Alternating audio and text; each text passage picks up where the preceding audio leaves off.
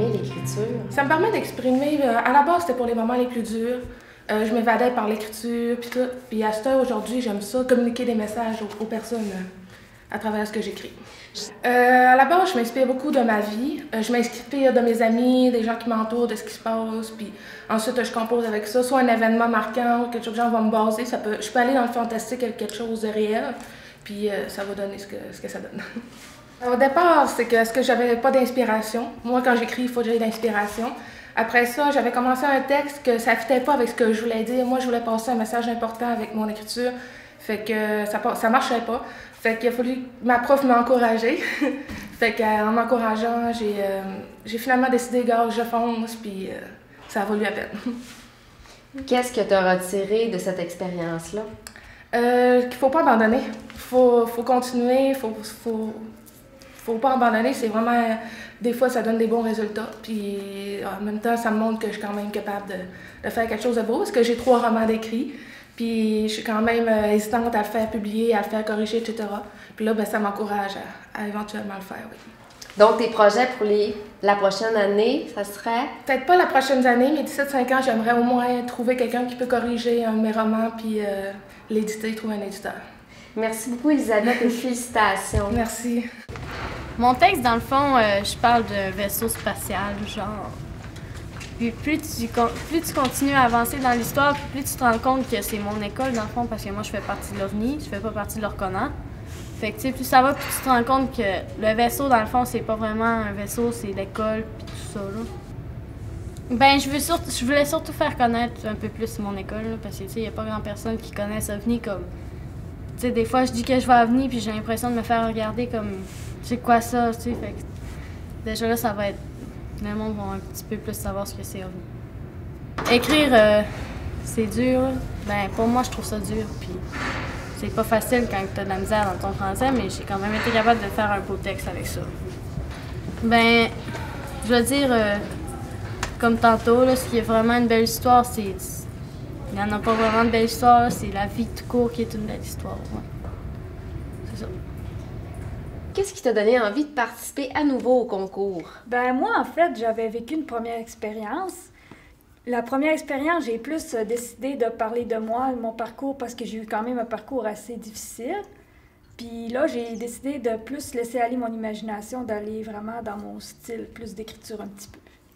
Qu'est-ce qui te fascine autant dans l'univers du fantastique? Ben, ce que j'aime surtout, c'est que tout est possible. L'imaginaire, tu peux inventer des créatures, tu peux...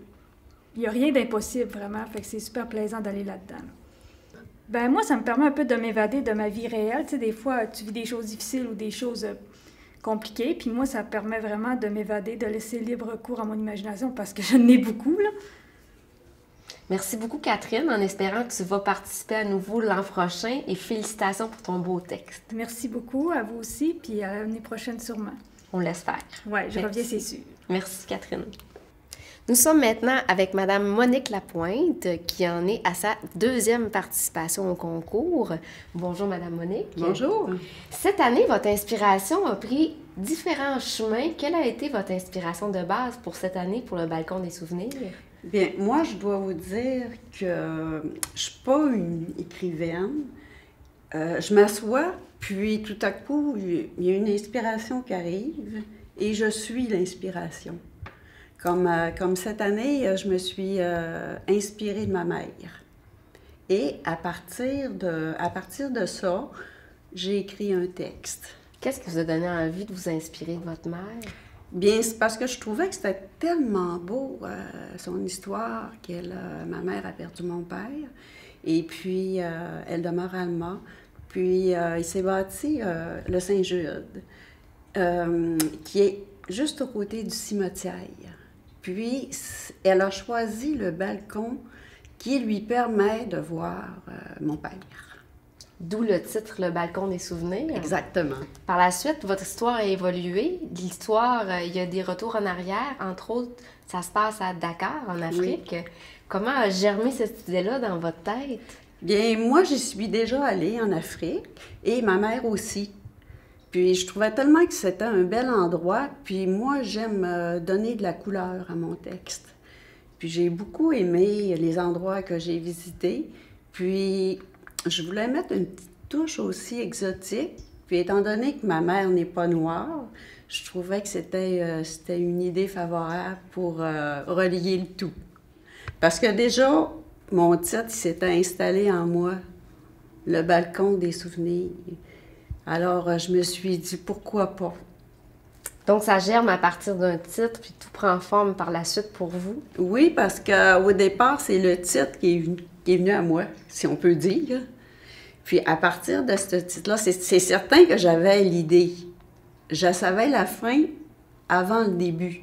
Ah, parce que dans ma tête, c'était vraiment ma mère qui regardait par son balcon, puis qu'elle voyait mon père.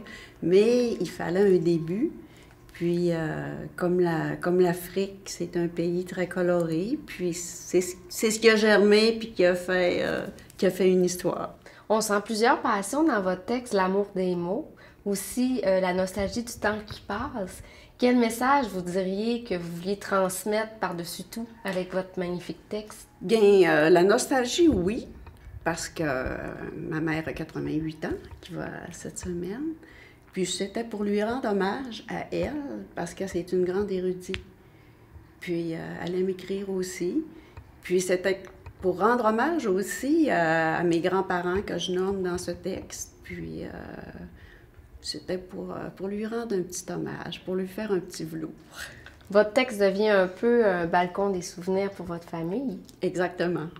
On pourrait dire ça. On peut dire ça. Est-ce qu'on peut se dire à l'année prochaine? Probablement. Probablement. L'idée n'est pas germée encore, mais... Le titre, peut-être. Mais il y a de la place. Il y a de la place. Oui. Merci beaucoup. Félicitations. Merci beaucoup.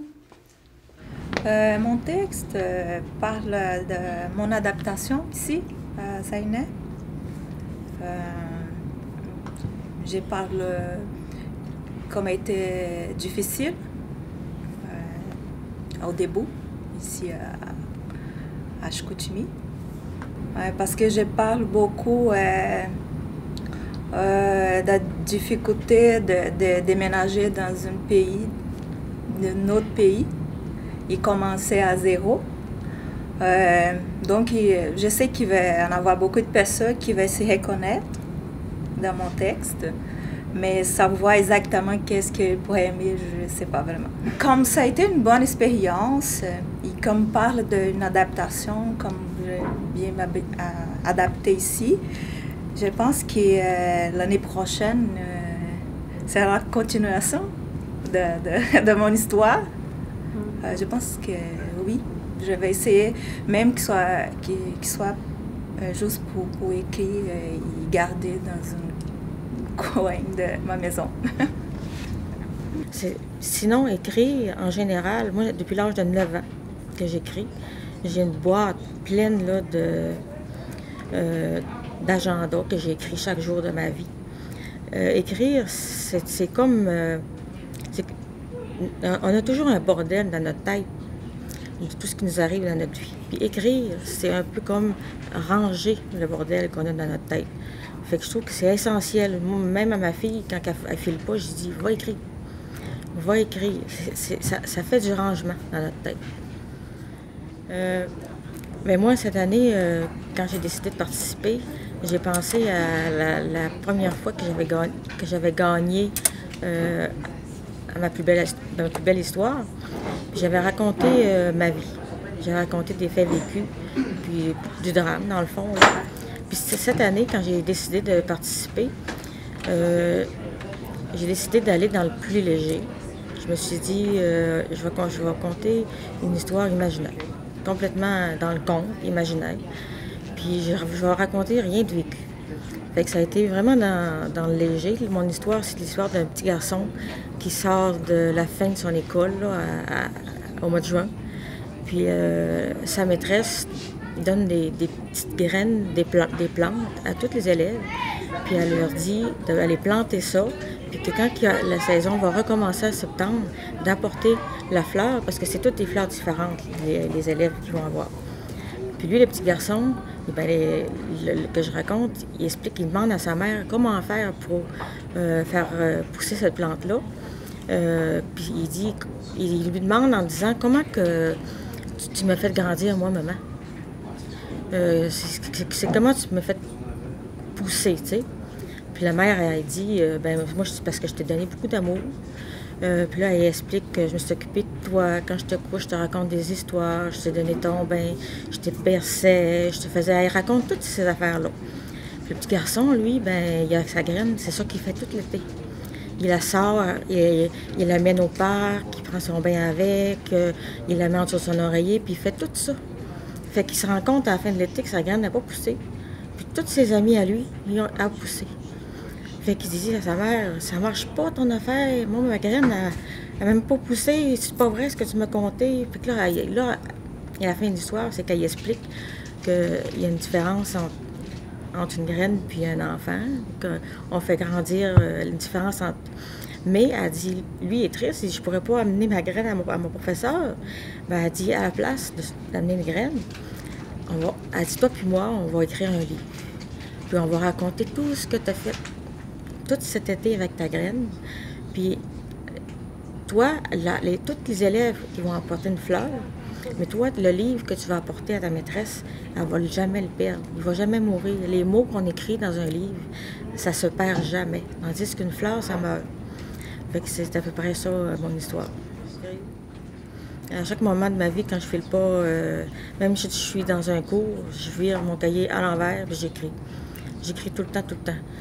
Fait que oui, je vais continuer à écrire. Puis même avec mon histoire que j'ai faite là, que j'ai gagnée, je compte essayer d'en faire un livre pour enfants. Puis j'ai trouvé quelqu'un pour faire des dessins. Puis je vais essayer d'en faire un livre en édition. Mon texte parle de les raisons pour mon déménagement à Chicoutimi. C'était difficile à écrire parce que mon français n'est pas bien.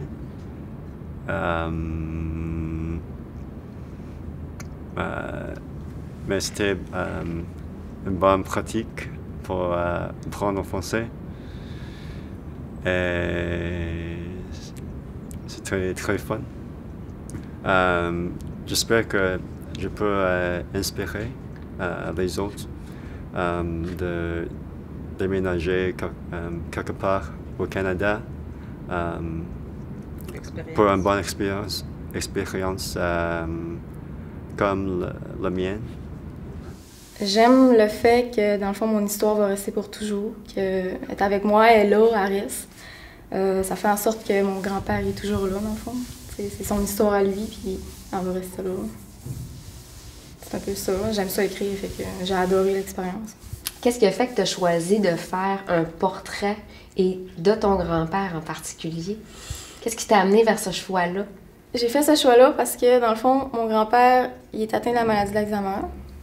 Puis je trouvais ça important d'en parler, je trouvais ça important de faire en sorte que ça soit exprimé parce que j'ai eu de la misère aussi avec ça. Je viens de réaliser, dans le fond, qu'il y a l'Alzheimer. Puis c'est ça, je trouvais ça difficile, fait que ça m'a fait du bien d'en parler. Merci beaucoup, Natacha, pour ta participation. Félicitations et merci pour la richesse de ton texte. Ça fait plaisir. Merci. D'abord, moi, je viens de Saint-Félix-d'Otis, petite paroisse, mais là, c'est rendu pas mal plus gros que c'était. Puis, en étant jeune, j'ai pas eu la possibilité d'aller beaucoup à l'école. Fait que c'est ça, mon père était bûcheron, puis il n'y avait pas autant de possibilités d'aujourd'hui d'aller à l'école. Maintenant, rendu à ma vieillesse, j'ai décidé de reprendre, puis d'aller au cours que Mme Manier-Roy donne, que je trouve très plaisant, puis très motivant. Puis ça m'apporte beaucoup parce que je parle un peu de ma vie, puis mes origines, tout ça, d'où je viens, puis tout ça, vous savez. Là. Merci beaucoup et félicitations pour votre persévérance et la richesse de votre texte. Merci beaucoup, Madame Ça fait plaisir. Merci beaucoup. Bon, mon histoire, c'est mon histoire à moi. Puis j'ai pris le titre Rose sans épines parce que Rose, quand elle a connu l'homme qui a fait partie d'elle 14 ans de temps, elle savait pas dans quoi elle s'embarquait, puis elle s'est embarquée dans une relation violence psychologique, manipulation, un peu de violence physique. Puis, au fil du texte, on vient à voir que c'est Rose, c'est moi. Il y a eu beaucoup de consommation. Il y a eu une grosse déchéance. Il y a eu tentative de suicide. Puis ça a été, s'en sortir, ça a été difficile. Ça a quand même pris toutes ces années-là pour être capable d'être assis ici aujourd'hui pour expliquer ce qui est arrivé. Le plus difficile, ça a été de relire mon texte. Quand j'ai écrit mon texte, ça a pris 20-25 minutes. Puis, quand je l'ai relu après, les émotions ont tout remonté. Ça m'a pris 10 minutes de break dehors, facile, pour aller m'aérer. Puis, parce que tout a remonté à la surface. Puis, c'est ce qui a été le plus dur. Oui, ça m'a fait évoluer d'une certaine manière. Ça me fait voir les choses autrement. Mais ça reste là quand même. Même peu importe l'histoire que je vais raconter, si ça peut aider quelqu'un, ben oui, c'est à refaire. Pour moi, il n'y a pas de belle et de mauvaise histoire. On a chacun nos vies, on a chacun nos histoires, puis c'est ça. Une vie, c'est une histoire. Une mention spéciale à Nathalie Maltais, élève d'Andriane Millard, pour son texte Panique d'automne qui sera publié dans le recueil Provincial.